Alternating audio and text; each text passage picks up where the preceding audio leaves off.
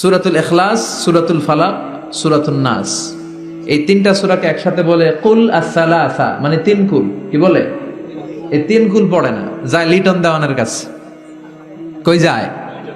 লিটন দেওয়ান কিছু করতে পারে? তারপর হাতের রেখাতে অনেকে ভাগ্য বলতে চায়, এটা ভুয়া কথা। এই হাতের রেখায় কোনো ভাগ্য থাকে না। আপনারা শুনলেই কিছু মানবেন না, আপনারা কোরআন হাদিস দিয়ে যাচাই করবেন, দলিল খুঁজবেন। কি খুঁজবেন? দলিল। 1.5 কাঠার একটা জায়গা কুমিল্লা শহরে কিনবে, এটার দলিলটা ঠিক আছে কিনা দেখার জন্য পাগল হয়ে যায়। নিজে বুঝে না, আরেকজনের কাছে যায় যে পাক্কা বুঝে, দেখেন দলিলটা ঠিক আছে কিনা। তো 1.5 কাঠা জায়গার দলিল ঠিক আছে কিনা পাগল হয়ে গেলেন। যেই জান্নাতের দাম গোটা দুনিয়াটারে 10,000 বার বিক্রি করলেও জান্নাতের একটা চেয়ারের দাম হবে না, ঠিক কিনা? তো ওই জান্নাত আপনি পাবেন যেই আমল করে, ওই আমলের দলিল লাগবে না? কথা বলেন। তবে বিনয়ের সাথে, কারো কাছে যখন দলিল চাবেন বিনয়ের সাথে আগে বুঝে নিবেন কার সাথে কথা বলতেছেন। You have to know who you are talking with, you don't know who you are dealing with. অনেকে জানে না কার সাথে কেমন করে কথা বলতে হয়।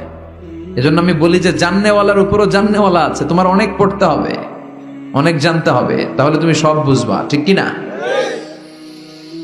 তো আমরা ঝাড়ফুঁক করব।